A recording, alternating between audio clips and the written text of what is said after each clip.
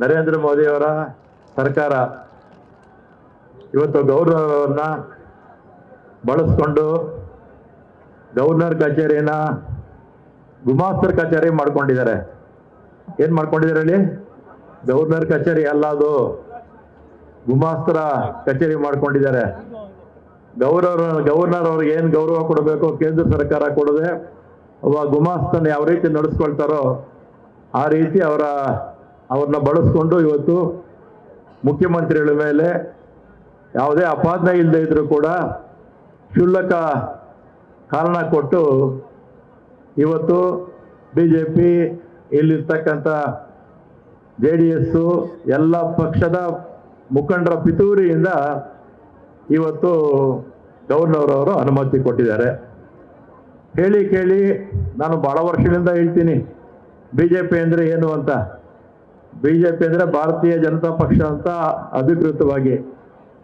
ಆದರೆ ನಾನು 6-7 ವರ್ಷದಿಂದ ಹೇಳ್ತೀನಿ BJP ಅಂದರೆ ಬುರುಡೆ ಜನರ ಪಕ್ಷ ಅಂತ. ಏನು ಹೇಳಿ? ಬುರುಡೆ ಜನರ ಪಕ್ಷ. ಸುಳ್ಳು ಹೇಳೋದ್ರಲ್ಲಿ BJPಯವರು ನಿಸ್ಸೀಮರು. ಜರ್ಮನ್ನಲ್ಲಿ ಹಿಟ್ಲರ್ ಗೊತ್ತಲ್ಲ, ಹಿಟ್ಲರ್ ವರ್ತನೆನೇ ನಮ್ಮ ಪ್ರಧಾನಮಂತ್ರಿ ಹಿಡಿದು. ಅವ್ರ ಹತ್ರ ಒಬ್ಬ ಮಂತ್ರಿ ಇದ್ದ ಗೋಬಲ್ಸ್ ಅಂತ. ಆ ಮಂತ್ರಿಗೆ ಯಾವ ಪೋರ್ಟ್ಫೋಲಿಯೋನೇ ಇಲ್ಲ. ಅವನೇನು ಕೆಲಸ ಅಂದರೆ ಒಂದು ಸುಳ್ಳನ್ನ 100 ಸಲ ಹೇಳಿ ನಿಜ ಮಾಡೋದು. ಆ ರೀತಿ BJPಯವರು ಬೆಳಿಗ್ಗೆ ಇದ್ದರೆ ಸೋಷಿಯಲ್ ಮೀಡಿಯಾ ಮುಖಾಂತರ, ಮಾಧ್ಯಮಗಳ ಮುಖಾಂತರ ಸುಳ್ಳುಗಳನ್ನು ಹೇಳಿ ನಿಜ ಮಾಡುವಂಥ ಕೆಲಸವನ್ನು ಭಾಳ ವರ್ಷ ಮಾಡ್ತಾ ಇದ್ದಾರೆ, ಈಗಲೂ ಕೂಡ ಮಾಡ್ತಾ ಇದ್ದಾರೆ. ಇದಕ್ಕೆ ಒಂದು ಅಂತ್ಯ ಕಾಣುವಂಥ ಕೆಲಸವನ್ನು ನಾವೆಲ್ಲ ಕೂಡ ಮಾಡಬೇಕಾಗಿದೆ.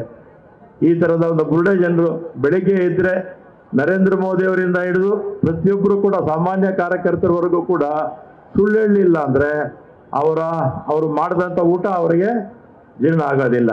ನರೇಂದ್ರ ಮೋದಿ ಅವ್ರು ಮಾತಾಡ್ತಾರಲ್ಲ, ನಾನು ನರೇಂದ್ರ ಮೋದಿ ಮಾತಾಡ್ತಿದ್ದೀನಿ ಅಂತ ಹೇಳ್ತಾರಲ್ಲ, ಅಷ್ಟು ಮಾತ್ರ ನಿಜ ಅಷ್ಟೇ. ಆಮೇಲೆ ಅವ್ರು ಏನು ಹೇಳ್ತಾರೋ ಬರೀ ಸುಳ್ಳೆ. ಅವ್ರು ಇರ್ಬೋದು, ಅಮಿತ್ ಶಾ ಇರ್ಬೋದು, ಯಡಿಯೂರಪ್ಪ ಇರ್ಬೋದು, ಇಲ್ಲಿ ಅಶೋಕ್ ಇರ್ಬೋದು, ಅಥವಾ ವಿಜೇಂದ್ರ ಇರ್ಬೋದು, ಎಲ್ಲ ನಾಯಕರು ಬುರುಡೆ ಜನರೇ. ಅದಕ್ಕೆ ನಾನು ಭಾಳ ಹಿಂದೆಯಿಂದ ಕೂಡ ಬುರುಡೆ ಜನರ ಪಕ್ಷ ಅಂತ ಇವ್ರನ್ನ ಹೇಳ್ತೀನಿ. ಮತ್ತು ಬುರುಡೆ ಜನರ ಜೊತೆಗೆ ಭ್ರಷ್ಟ ಜನರು ಇವರು. ಭ್ರಷ್ಟರಲ್ಲಿ ಭ್ರಷ್ಟರು BJPಯವರು, ಕಡು ಭ್ರಷ್ಟರು ಇವರು BJPಯವರು.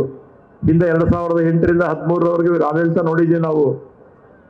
2006ರಿಂದ 8ರವರೆಗೂ ಸಮ್ಮಿಶ್ರ ಸರ್ಕಾರ ನೋಡಿದ್ದೀವಿ.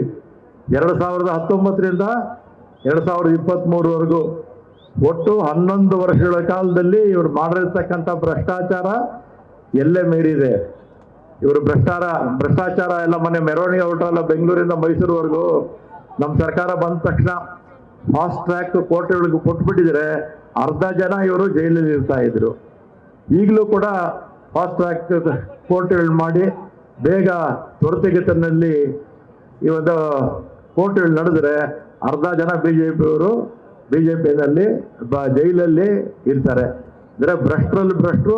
ಆ ಪಕ್ಷನೇ ಅಷ್ಟೇ ಭ್ರಷ್ಟಾಚಾರದ ಗಂಗೋತ್ರಿ ಇದ್ದಂಗೆ BJP ಪಕ್ಷ ಅಂದರೆ. ಇಡೀ ರಾಷ್ಟ್ರದಲ್ಲೂ ಅಷ್ಟೇ. ರಾಷ್ಟ್ರದಲ್ಲಿ 9,000 ಕೋಟಿ ಇವರು ಎಷ್ಟು ಅವರ ಪಕ್ಷಕ್ಕೆ ದೇಣಿಗೆಯಾಗಿ ತಗೊಂಡಿರ್ತಕ್ಕಂಥದ್ದು 9,000 ಕೋಟಿ. ಅದರಲ್ಲಿ 3,000 ಕೋಟಿ IT, ED ಮತ್ತು CBI ಕೇಸ್ಗಳು ಹಾಕಿರ್ತಾರಲ್ಲ, ಅಂಥ ಸಂಸ್ಥೆಗಳಿಂದ 3,000 ಕೋಟಿ ಇವರು ಪಕ್ಷ ವಸೂಲಿ ಮಾಡಿಕೊಂಡಿದೆ. ಇದರಿಂದ ರಾಷ್ಟ್ರ ಮಟ್ಟದಲ್ಲಿ, ರಾಜ್ಯ ಮಟ್ಟದಲ್ಲಿ ಇಡೀ ಭ್ರಷ್ಟರೆಲ್ಲ ಒಂದು ಕಡೆ ಸೇರ್ಕೊಂಡ್ಬಿಟ್ಟಿದ್ದಾರೆ. ಬೇರೆ ಬೇರೆ ಪಕ್ಷದಲ್ಲಿದ್ದಂಥ ಭ್ರಷ್ಟಾಚಾರ ಇದ್ದಂಥ ಕೆಲವು ನಾಯಕರುಗಳ ಮೇಲೆ ಅವ್ರಿಗೆ EDI, CBI ಇದನ್ನೆಲ್ಲ ಕ್ಯೂ ಬಿಟ್ಟು ಅವರ ಪಕ್ಷಕ್ಕೆ ಸೇರಿಸ್ಕೊಂಡು ಆಮೇಲೆ ವೈಟ್ ವಾಶ್ ಮಾಡೋದು. ಏನು ಹೇಳಿ? ವೈಟ್ ವಾಶನ್ನು ಮಾಡ್ತಾರಲ್ಲಪ್ಪ ಅದು. ವಾಷಿಂಗ್ ಪೌಡರ್ ನಿರ್ಮಾದಲ್ಲಿ ಹಾಕಿದ ತಕ್ಷಣ ಅವನು ಸ್ವಚ್ಛ ಆಗ್ಬಿಡ್ತಾನೆ. ಒಬ್ಬನಿಗೆ ಅಲ್ಲಿ ಚೀಫ್ ಮಿನಿಸ್ಟರ್ ಮಾಡ್ಕೊಂಡವ್ರೆ ಕಲ್ಕತ್ತಾ ಪಕ್ಕದಲ್ಲಿ ಒಂದು ರಾಜ್ಯಕ್ಕೆ. ಇನ್ನೊಬ್ಬರಿಗೆ ಡೆಪ್ಟಿ ಚೀಫ್ ಮಿನಿಸ್ಟ್ರು ಎಲ್ಲಿ ಇದರಲ್ಲಿ ಮಹಾರಾಷ್ಟ್ರದಲ್ಲಿ ವಿರೋಧ ಪಕ್ಷದಲ್ಲಿದ್ದವರಿಗೆ. ಇನ್ನೊಬ್ಬರು ನಮ್ಮ ಪಕ್ಷದವರೇ ಚೀಫ್ ಮಿನಿಸ್ಟರ್ ಆಗಿದ್ರು, ಮಾಜಿ ಚೀಫ್ ಮಿನಿಸ್ಟ್ರು. ಅವ್ರನ್ನೂ ಕೂಡ ಅವ್ರ ಮೇಲೆ ಭ್ರಷ್ಟಾಚಾರದ ಅಪಾದನೆಗಳಿತ್ತು ಅಂತ ಹೆದರಿಸಿ ಅವ್ರಿಗೆಲ್ಲ ಒಬ್ಬರು ರಾಜ್ಯಸಭಾ ಸ್ಥಾನ ಕೊಟ್ಟಾರೆ, ಒಬ್ಬರಿಗೆ ಉಪಮುಖ್ಯಮಂತ್ರಿ ಮಾಡಿದ್ದಾರೆ, ಇನ್ನೊಬ್ಬರಿಗೆ ಮಂತ್ರಿ ಮಾಡಿದ್ದಾರೆ. ಈ ರೀತಿ ದೇಶದಲ್ಲಿರ್ತಕ್ಕಂಥ ಎಲ್ಲ ವಿಪಕ್ಷದಲ್ಲಿದ್ದಂಥ ಭ್ರಷ್ಟಾಚಾರಿಗಳನ್ನು ಕೂಡ ಅವ್ರ ಪಕ್ಷಕ್ಕೆ ಸೇರಿಸ್ಕೊಂಡ್ಬಿಟ್ಟಿದ್ದಾರೆ. ಇದು ಭ್ರಷ್ಟಾಚಾರಿಗಳ ಪಕ್ಷ ಇವತ್ತು ನಮ್ಮ ದೇಶದಲ್ಲೇ ಇವತ್ತು ಆಳ್ತಾ ಇದೆ ಅಷ್ಟೇ. ಅದರಿಂದ ಇಂಥ ಭ್ರಷ್ಟಾಚಾರಿಗಳು ಮತ್ತೆ ಬುಡ್ಬುಡಿಕೆ ಜನ ಇವರೆಲ್ಲ ಇವ್ರ ಮಾತಿಗೆ ಬೆಲೆನೇ ಇಲ್ಲ. ಬಿಜೆಪಿ ಅವ್ರ ಮಾತಿಗೆ ಇಂಥವ್ರ ಮಾತು ಕೇಳಿಕೊಂಡು ರಾಜ್ಯಪಾಲರು ಇವತ್ತು ಅರ್ಥಹೀನ ಅವರ ಅಡ್ವೈಸರ್ಗಳು ಇಟ್ಕೊಂಡಿರ್ತಾರೆ. ಯಾರು ನಮ್ಮ ಗವರ್ನರ್ ಅವರು ಆ ಅಡ್ವೈಸರ್ಗಳಿಗೆ ತಲೆ ಇದ್ದಿದ್ರೆ, ಸ್ವಲ್ಪ ಮೆದ್ಲಿದ್ದಿದ್ರೆ ಈ ಒಂದು ನೋಟಿಸ್ ಕೊಡೋ ಪ್ರಮೇಯನೇ ಬರ್ತಿರ್ಲಿಲ್ಲ. ಅದರಿಂದ ಈಗಲಾದರೂ ಗವರ್ನರ್ ಅವರು ಒಳ್ಳೆ ಬುದ್ಧಿವಂತರನ್ನ ಯಾರೋ ಸಲಹೆಗಾರನ ಇಟ್ಕೊಳ್ಳಿ ಅಂತ ಹೇಳಿ, ಮತ್ತೆ ನೀವು ಕೂಡ ಇವತ್ತು ಬಿಜೆಪಿ ಕೈಗೊಂಬೆ ಆಗಿದ್ದೀರಾ.